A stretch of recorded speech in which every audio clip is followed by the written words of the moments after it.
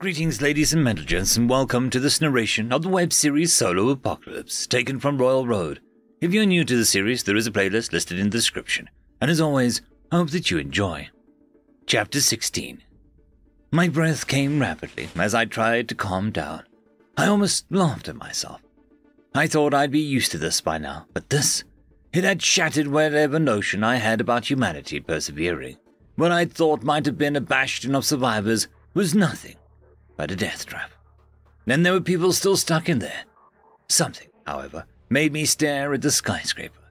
Was it solo instinct? The vines and roots that had entwined, coding as if possessive, gnawed.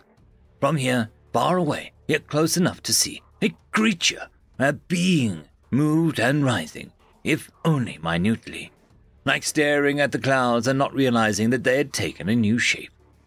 Suddenly, I felt small.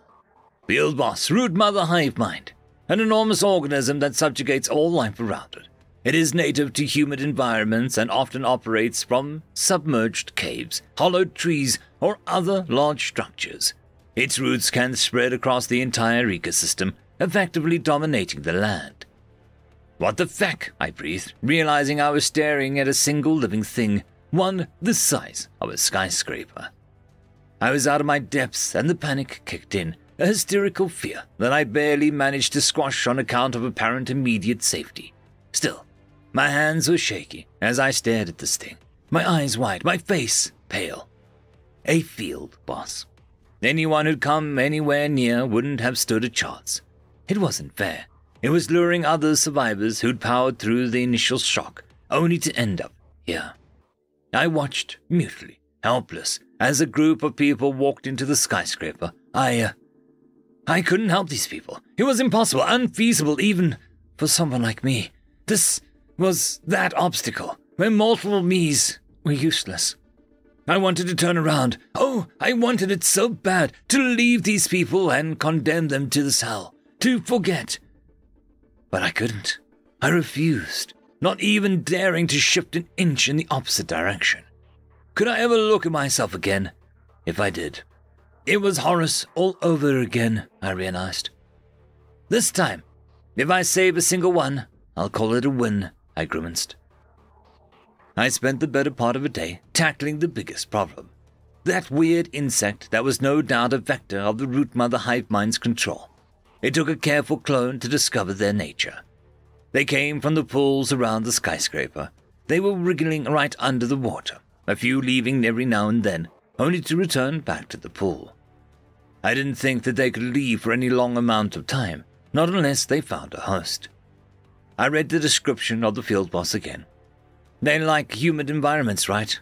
Is this why? Staring at the pool sent a shiver down my spine. It must have been thousands, just in a single pool, waiting for something to come close enough. I could trace roots from the skyscraper plunging into those pools, spreading outwards. An entirely different root system than the enormous tree in the center of it all. Smaller, if only relatively. I climbed to a higher vantage point, on the edge of the immense clearing that the giant tree commanded, far away from the field boss. From here, I thought I could see the difference in the root structure. The swamp's tree's roots were thicker and only thinned minutely as they expanded. The root mother hive minds were still nascent, stemming from the skyscraper, and much smaller compared to the swamps. I perched there as my clones roamed below, safe as I could manage. Second stayed with me as third and fourth did reconnaissance. I functioned as overwatch, noting the movements of those possessed, grimacing at the routine I saw. Third and fourth heard snippets of the same conversations, saw the same movements, and people noticed me. I saw it in their eyes, but the root mother hive mind did not. I watched as third and fourth found someone fairly isolated, far from any pool of water, and subdued them. As soon as I knocked him onto the ground, I spotted 3 other groups start moving towards him. I flipped the unconscious man over, hand going for the sapling on his neck, and I hesitated. There were footsteps now, eerily silent despite the rush of their movement. I was running out of time. I'd barely had a minute to think. Back! I grimaced, watching third and fourth abandon him. Can't be sure it won't kill him. Second spoke from behind me, grave. He was leaning against the trunk watching my back. But if not that, then what? My eyes drifted to the skyscraper as my clones pulled out. The enthralled survivors swarmed around the unconscious man, but made no move to follow me. If even they could. I frowned, regarding the swamp, and began to make a slow circuit of the pools.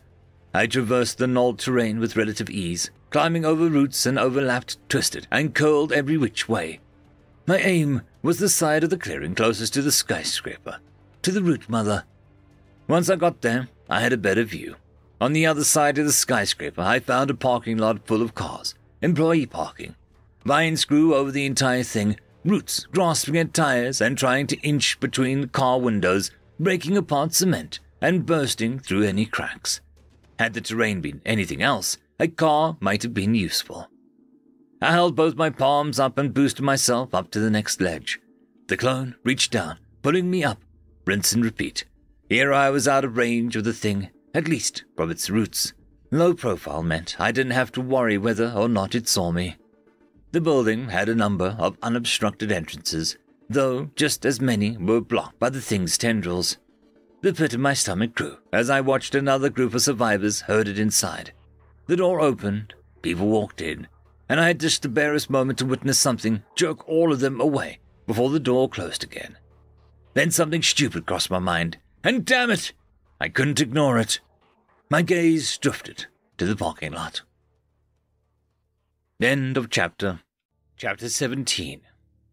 Skylar Industries. The name meant nothing to me. Not here, not now. The silver lettering was far from pristine, caked with dirt, dust, and whatever other particles of swamp matter might be in the air. There was a company that owned the building, past tense, because now it belonged to some horror of the apocalypse. Maybe the corporate drones that worked here suffered a fate not so different from their norm. My plan fell through. It had been a stupid plan to begin with.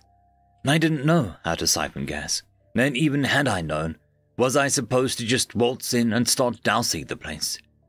My eyes shadowed, drifted over to the wondering people below. Twice I'd seen the wolves come for one of the thralls, only for the rest to come to their aid instantaneously.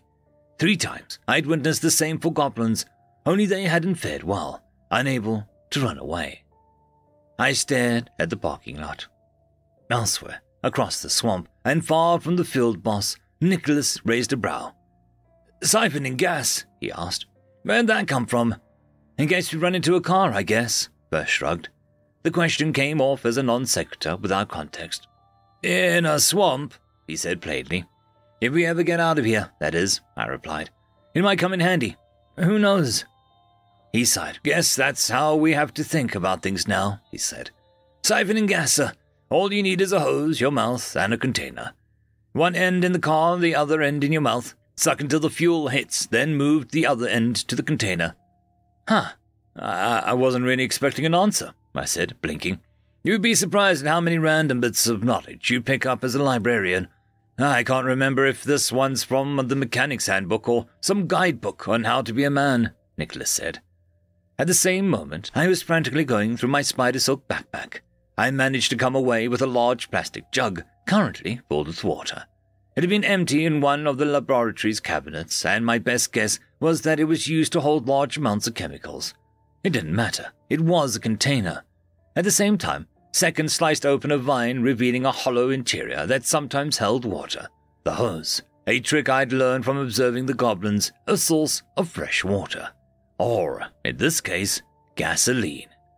I sent my clones down, picking my way carefully across the terrain and towards the parking lot, dodging the field boss's roots. They plunged into the shallow pools here too, and I steered clear of the parasitical insects. Once I got down, I uncapped the gas tank of the red truck and looked around and got to work. I fed the vine into the gas tank and managed to get some suction going, spitting out the fuel and redirecting it to the plastic jug as my eyes widened. "It worked," I whispered, watching the liquid flow. I was simultaneously filled with hope and terror because it meant my stupid plan was now something that warranted a real attempt, and that there was a chance. I waited a minute for a jug to fill up. The plastic took a slight yellowish hue when it was full. It was a lot of gasoline, and yet not nearly enough for what I planned. My heart was racing because the next step would determine any success of this plan. I purposely avoided the entrance the root mother hive mind had sent people into. Instead, my clones cleared the emergency exit, pushing open the door and finding a decidedly normal office towards the other end of the skyscraper. Except there were roots, writhing and twisting, moving ever so slightly like tentacles, everywhere. They crawled across the walls, curled up the ceiling, and spread across the floor. They were more active here than outside, and across the room, I spotted one that was particularly prehensile, the kind that I'd seen before the door had closed on those poor people. I kept away from that one. And yet, I'd gone unnoticed. I scoured the room for any dangers, my clones moving in silent rhythm, watching each other's back, moving like a fluid. I checked every cubicle, every wall, every hallway on that floor, tracing the roots. They came from above, thickening as they rose into the skyscraper, which meant the main body of the thing had to be on the higher floors. That was perfect for me. I looked at the floor plan posted on the wall, some strange vertigo overcoming me. Checking something so normal. Was it wrong that being in this building was more comfortable than the weeks I'd been in the swamp? I dumped the gasoline on the floor, around the walls, desks, and anything remotely flammable. I hoped that the field boss roots weren't as waterlogged as the swamps. But even then, with enough heat, it shouldn't be a problem. I started at the relatively small section of soaked floor and took a breath. It would take a while to cover the whole floor and douse everything. Longer if I wanted to be more thorough and try the other floors. I wasn't naive enough to think that I might be afforded a second chance.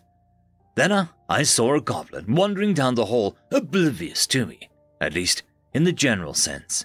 Its eyes followed me, some perceptive instinct ingrained into its body, but its purpose was obviously patrol of some kind. The root mother hive mind saw nothing. It walked right past me, a sapling embedded in its neck. I nearly attacked it on a wild instinct, but I immediately calmed myself, remembering what happened the last time I attacked a thrall. The place had been flooded with others similarly possessed. The same restraint probably saved me the whole lot of trouble. I needed easy access to the floor, and setting a root mother off would not be ideal. It made sense that the heart of the field boss would be more protective, and checking the first floor, I found there were only 2 other goblins. They hadn't even moved in response to me, but then I hadn't bothered to other ends of the floor yet. There were only 3, and they wandered practically aimlessly. Enough for a warning and nothing more, if they were to see me.